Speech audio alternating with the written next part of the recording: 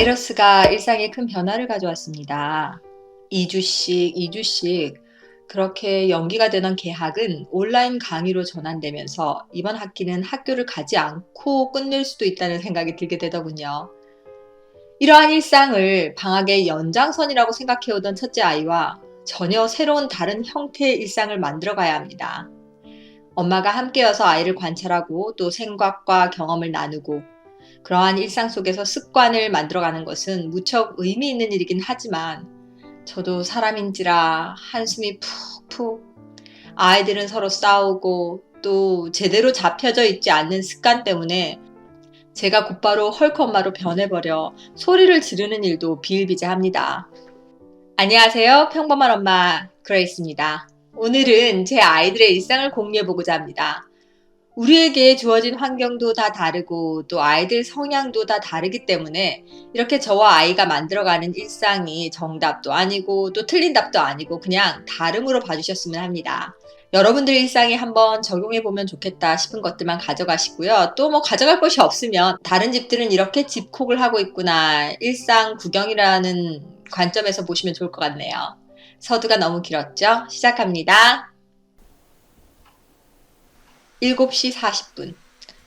학교 등교 시에는 보통 7시 10분쯤에 일어나는데 바이러스 사태가 있는 후로는 7시 40분이 기상시간이 되어버렸습니다. 보통 아이는 10시에 잠이 듭니다. 그래서 주중은 7시 40분, 주말은 8시 반, 9시 정도에 일어납니다.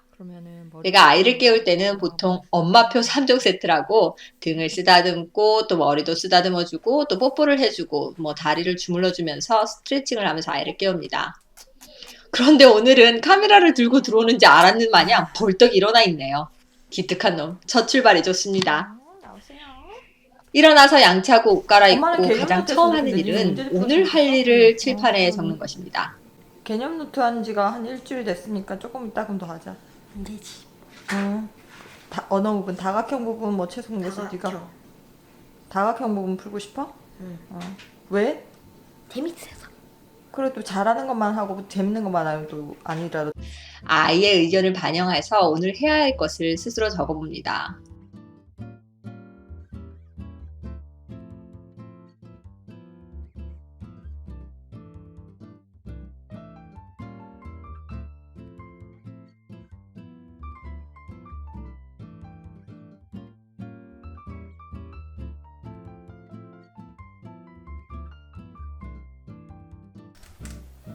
다인이 안녕. 그리고 바로 8시가 되면 주중에는 보통 한 일주일에 3번 정도 아침 1시간을 조카와 함께 영어 소설 낭독을 합니다. 영어 공부라기보다는 지금 서로 읽고 있는 책을 낭독합니다. 아이가 초등학교 3학년 때 매직 트리하우스를 시작했지만 5학년이 된 지금도 그 레벨에 비슷한 수준의 책으로만 읽고 있습니다. 다음 단계의 레벨로 올라가지 않는 이유는 그 다음 레벨에서는 아이가 스스로 충분히 책을 읽고 이해하면서 책의 즐거움을 느낄 수 있는 수준이 안 되기 때문입니다. 집에 있는 시간이 길어지면서 조금만 어려운 책을 한번 해보자 해서 도전 중입니다. 따라서 그 전에 한글 책을 먼저 읽고 또 집중 듣기를 하면서 또 원서를 충분히 듣고 읽고 그리고 낭독하는 시간을 가집니다. I can never forget it. I said, it's about this monster made up of great slime and say no more, said Mr. Speed. I got the video at last week. Yeah. 그러면서 잘 이해 안 가는 내용들을 제가 도움을 주고 또 흐름의 중요한 어휘인데 뜻을 모르겠다 이런 것들은 구글링 이미지를 통해서 이해하면서 낭독을 합니다. 이렇게 낭독을 마치고 나면 제가 영어에 관련된 오늘 숙제를 카톡으로 보내줍니다. 그러면 아이는 거기에 맞게 또 낭독 녹음을 해서 저에게 카톡으로 보내고요. 현재는 지금 읽고 있는 소설책 낭독 그리고 듣기 또 문장을 스스로 만들어보는 그런 형태의 영어를 하고 있습니다.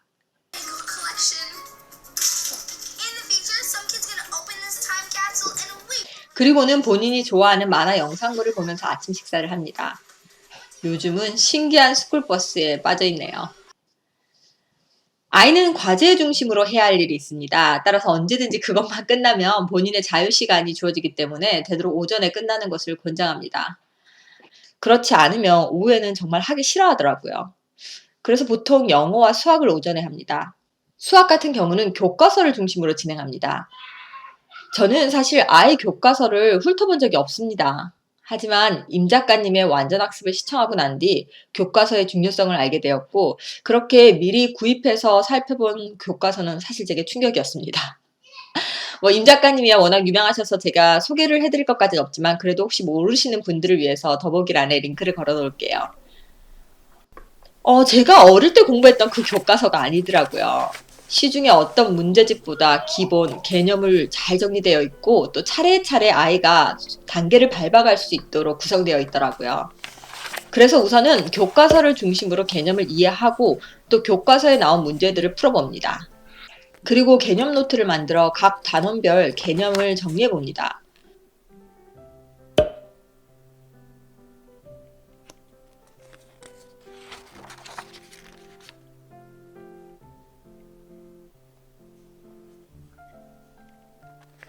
본인의 방법으로 그 단원에서 알아야 할 개념을 정리한 후 또 주기적으로 백지를 주고 본인이 알고 있는 개념에 대해서 스스로 정리해 보면서 적어보는 시간을 갖습니다.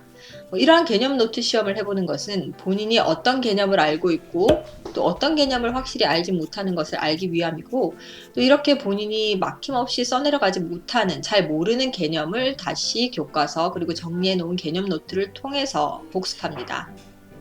그리고 나서 좀 그다지 어렵지 않은 문제집을 골라 본인이 풀어보고 싶은 부분을 풀어봅니다. 문제집을 푸는 목적은 아이가 문제를 풀면서 어떤 문제의 형태를 틀리는지, 그리고 그걸 왜 틀리는지에 집중합니다.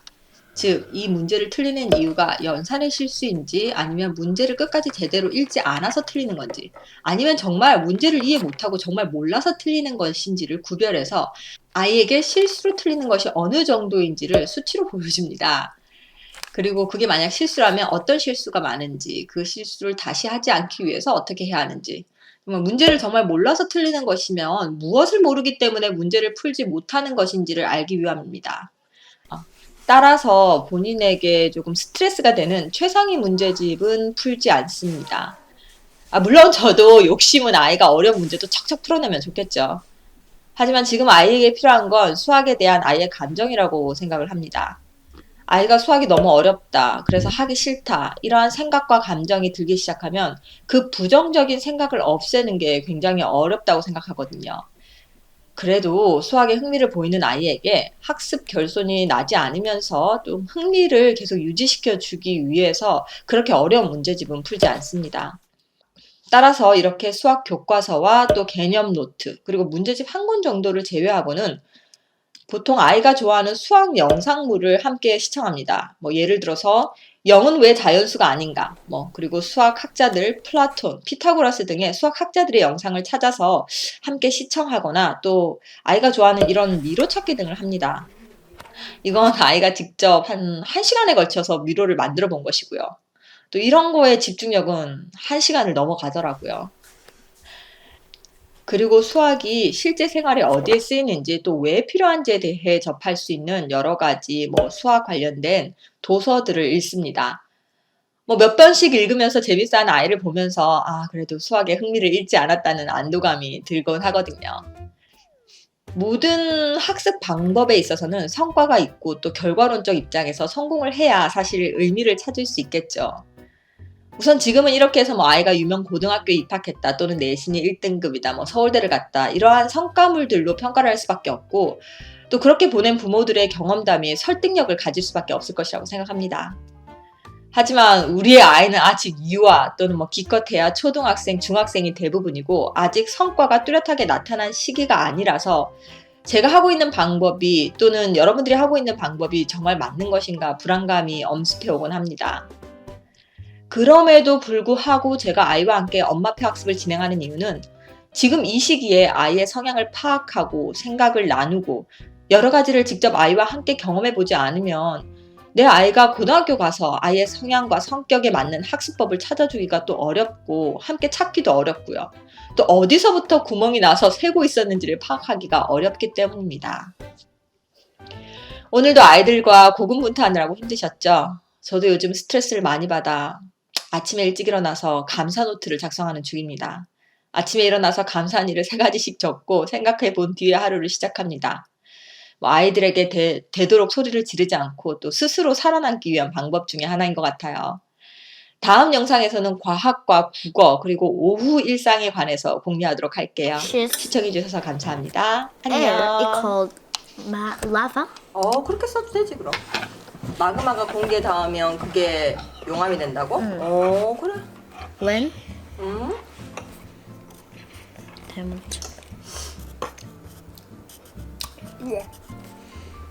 when the magma 응?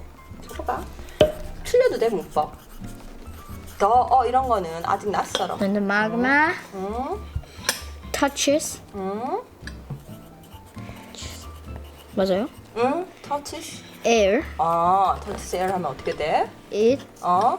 cold it cold는 말이 안 되는데. it colds it cold 아니면 뭐 it goes라고 해도 되겠네. 이게 뭘로 된다. 또는 it turns 돼도 되고 뭐. it turns into turn 스펠링이 뭐였다?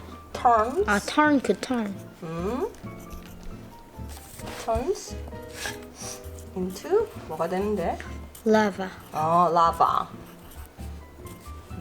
라바는 뭐야? lava 영화. 라바는 용암이야? lavera sobre todo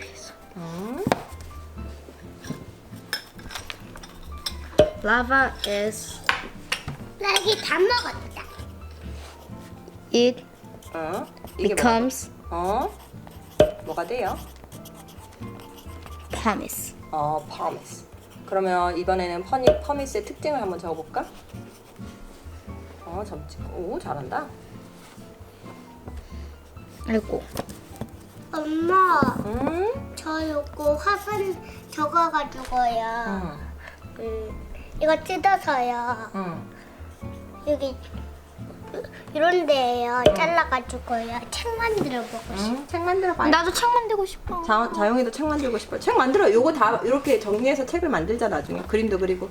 우리 자영이 하고 싶은 거. pumice 응? is 응?